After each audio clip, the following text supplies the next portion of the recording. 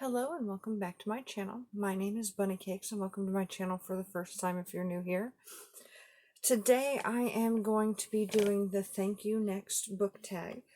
This was a tag that was created by Janine over at This Story Ain't Over back in 2018.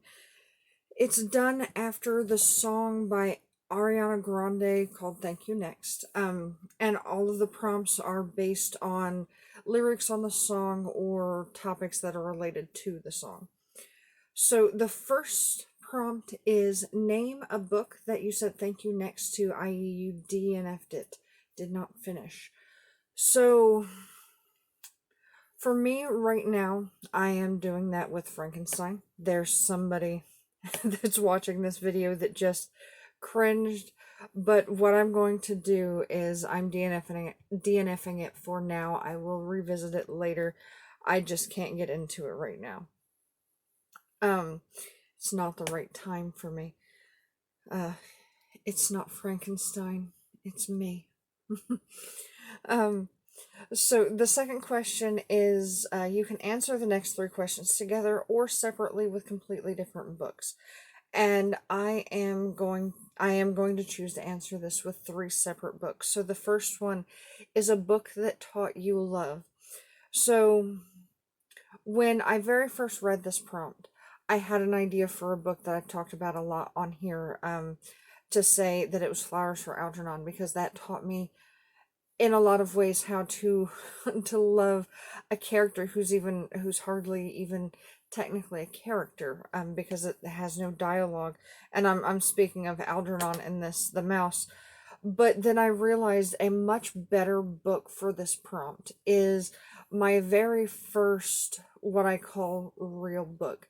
And that book is called The Egypt Game. It was the book that taught me to love reading in the form that I like reading now. When I was a kid, I always loved reading, but up until probably, I want to say, second grade, because I think this happened in second grade, I mostly read children's books with pictures, and that were primarily pictures and that sort of thing. I liked falling into the story, and like I even have this whole story about how my mom thought I got kidnapped, and I was really just in my room reading books because of a Scholastic Book Fair that I was able to buy from. If you guys want to hear that story in full, let me know in the comments down below, and I'll tell you all about the time that I was kidnapped for a couple of hours by books.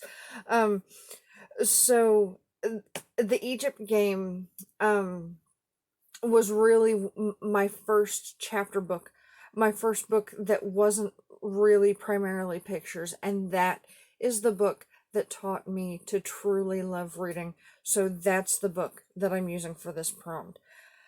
The next book is a book that taught you patience. I've had a lot of books teach me patience for different reasons.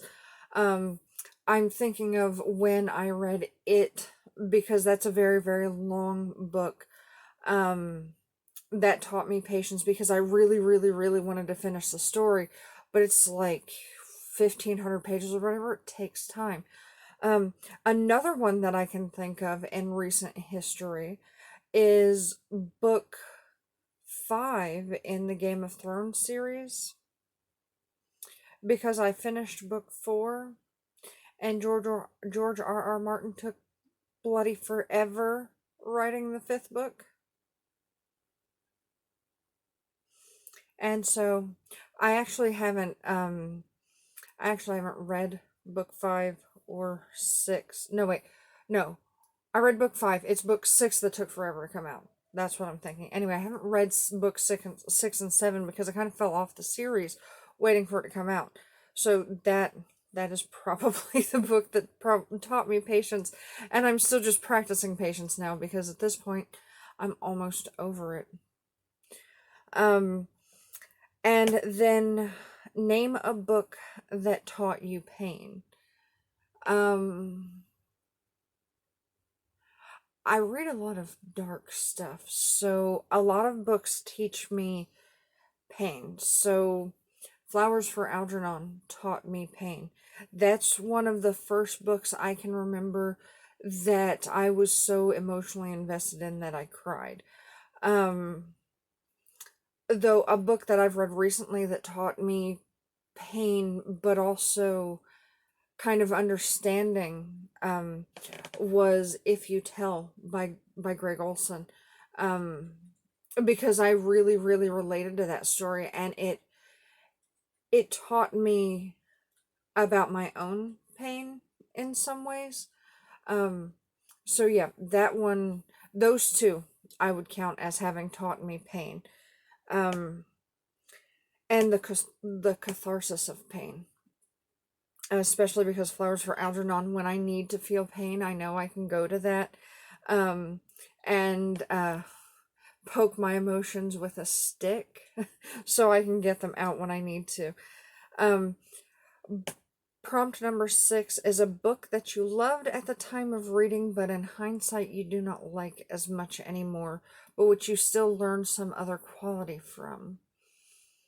Hmm.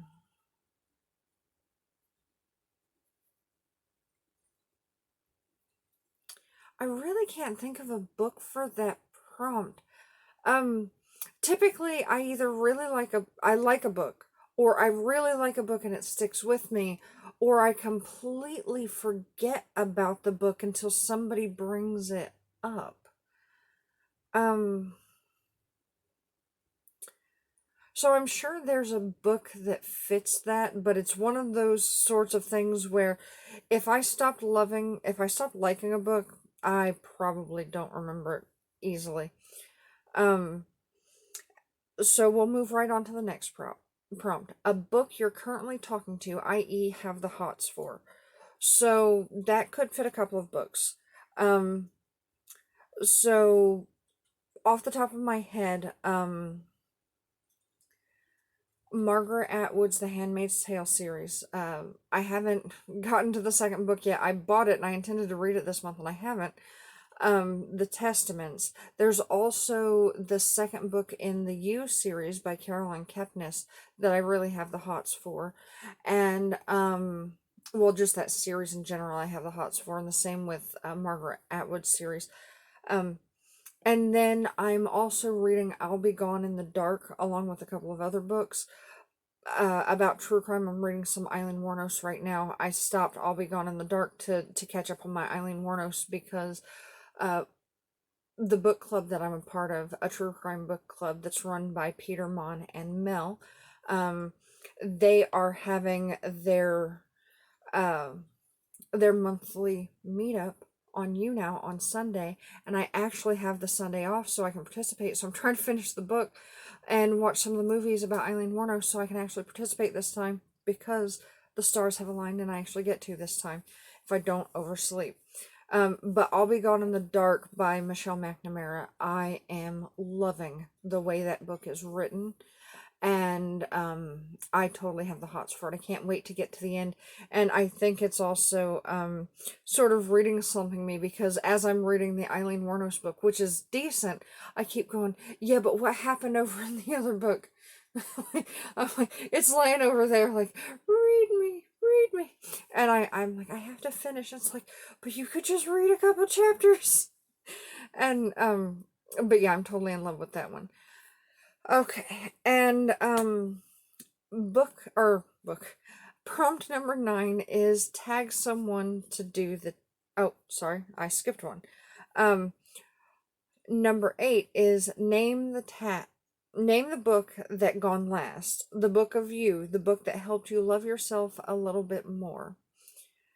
Um, hmm. I think I'm gonna have to throw that one back to the Egypt game um because it gave me my main coping mechanism and my main form of escapism and relaxing.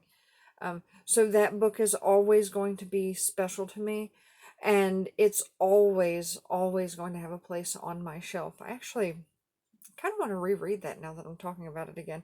I had meant to reread it a couple years ago, and then I never did, so I might throw that onto my TBR this month, since I'm taking a break from readathons. Alright, and now number 9. I had jumped to the end. Number 9 is tag someone to do the tag.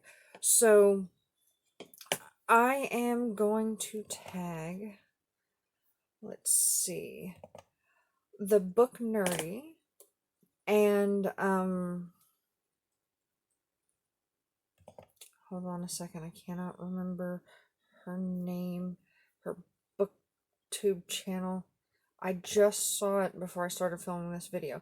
Laura's library card. So I'm going to tag the book nerdy and Laura's library card. I will link them both down below so that you can go check out their channels.